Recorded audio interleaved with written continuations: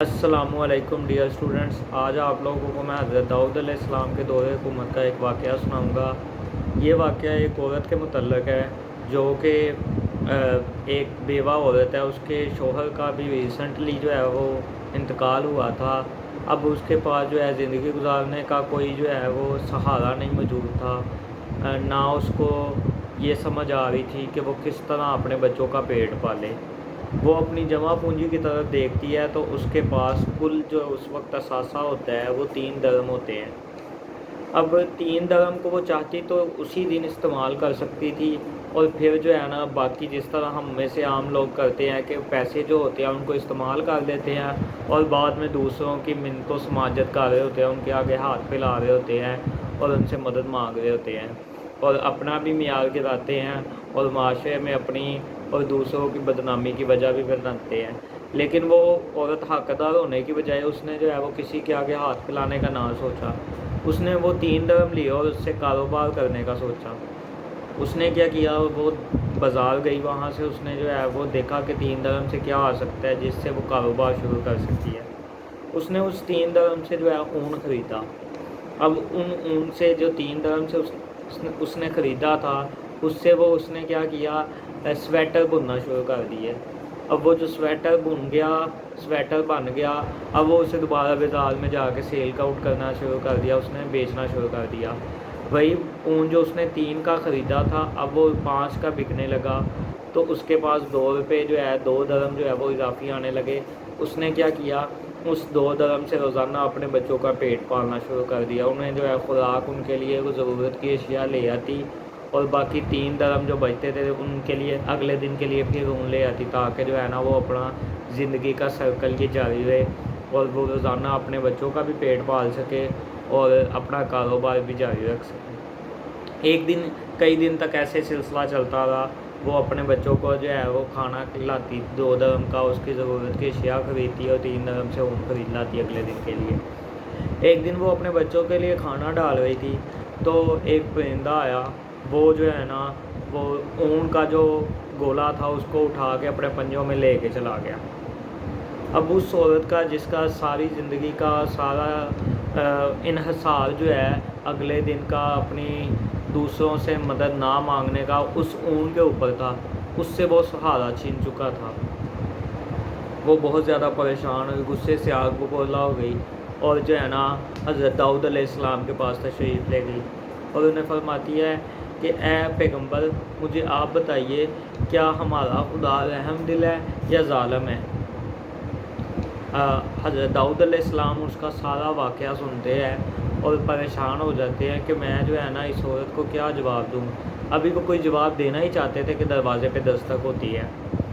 آپ دروازے پر جو ہے تشریف لے کے جاتے ہیں تاکہ دریافت کر سکیں کہ کون آیا ہے۔ جب دروازہ کھولتے ہیں تو وہاں پر جو ہے 10 آدمی جو ہے وہ موجود ہوتے ہیں۔ یہ 10 آدمی جو ہیں انجان تھے، حضرت داؤد علیہ السلام نے اپنے علاقے میں پہلے کبھی نہیں تھے دیکھے۔ آپ ان سے جو ہے وہ آنے کی وجہ پوچھتے ہیں اور حال احوال کا پوچھتے ہیں، تو وہ 10 آدمی کہتے ہیں کہ ہم جو ہے نا آپ کے پاس ایک سلسلے میں آئے ہیں۔ وہ آپ فرماتے ہیں بتائیے کیا مسئلہ ہے آپ کا؟ تو وہ 10 آدمی کہتے ہیں کہ ہم جو ہے نا ایک کشتی میں سفر کر رہے تھے، اس میں جو ہے نا سوراخ ہو گیا تھا کشتی میں، اور کشتی میں سارا پانی جمع ہونا شروع ہو گیا تھا۔